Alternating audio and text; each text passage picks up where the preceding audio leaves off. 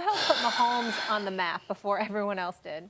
How do you feel? I don't have anything to say. I don't have anything to say. Can I go first? May I go first? Sure. I'm good. That's ridiculous. It's ridiculous. I like what I'm seeing from Mahomes and the potential that he has in that rifle of an arm, and he can do some great, great things. My issue was the comparison Walsh to Andy Reid, who I love, and I covered him for many years in Philadelphia. I wasn't a beat writer, but ultimately I became a columnist, and I was working there for 17 years, as you all know. Bill Walsh won a title in 81, won a title in 84, won a title in 88. Andy Reid has been in the NFL for 20 years, okay? Like 18 or 19 as a head coach. He has not won a Super Bowl title yet. That in and of itself cuts that conversation off. You have to close the deal to warrant comparisons to those who have. We do that with players all the time. We have to do that with coaches too. This year, I believe Andy Reid has some pressure on his shoulders with the talent he has on that offensive side of the ball. I don't think there's ever been more pressure on Andy Reid, who, again, I love and respect, to deliver the goods. He's got to be able to do it.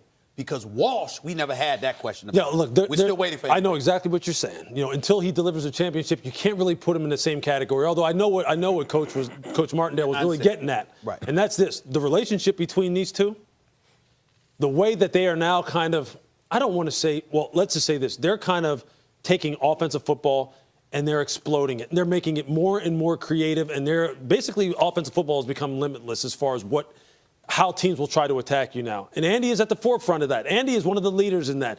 Teams watch him and copy what he's doing and try and put it into their game plan and try to emulate it. That's what people did with Bill Walsh. Bill Walsh has a book called Finding the Winning Edge. It's about yay big. I mean, it looks like a big, giant encyclopedia that's about 300-400 pages long. You can't find it in a regular bookstore. You have to buy it like from publishing houses. And it costs $400 for a hardbound book. I know, I bought it. It's the Bible for coaches. Bill Walsh is the standard, Stephen A. There's no question about that. He is the standard. But Andy, I think what Coach Martindale's getting at is the fact that it's all about relationships when you're talking about great play callers and quarterbacks. That's when they become transcendent and when they become special and people want to copy them and be like them. Other teams are copying the Chiefs right now.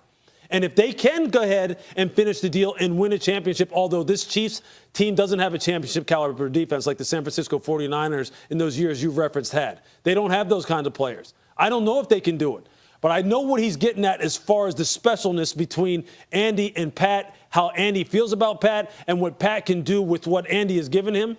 That I'm telling you, I said this back there in the summer. You're going to see something you haven't seen before. You're talking about a kid now who in his first year as a starter is probably going to throw for over 50 touchdowns and over 5,000 yards. In his first year as a starter. Which is his why. First year. Sorry, go ahead, Max. I understand, Lewis, I understand what you're saying in terms of the way they're being imitated and all that stuff. If you look at Mahomes, most of his passes are to wide open receivers, which is what the best offensive coaches are doing now. Guys are wide open. It's ridiculous.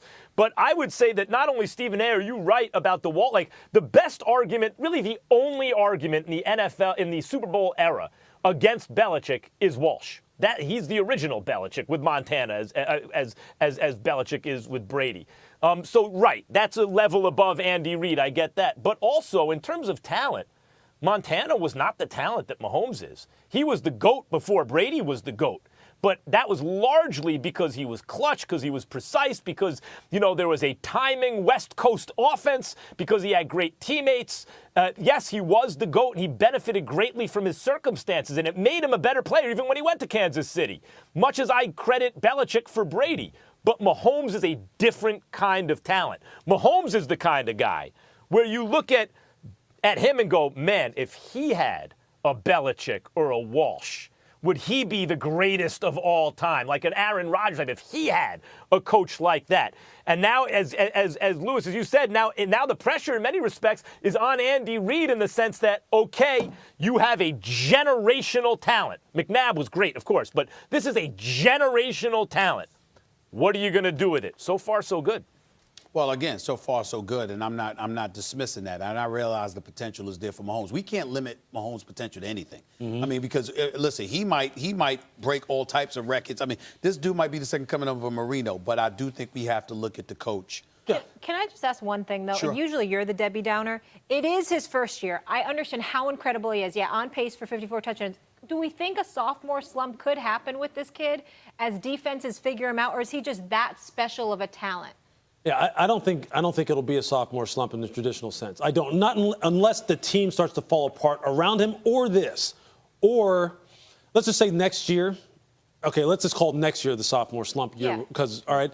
Let's just say if Andy leaves him for some reason, that Andy actually leaves Kansas City or doesn't want to coach anymore, that's what I think could derail a kid like this. Okay. Right. Because I'm telling you, what Coach Martindale is getting at is not about the Super Bowl titles and how people revere Andy or how accomplished he is. He's talking about the synergy.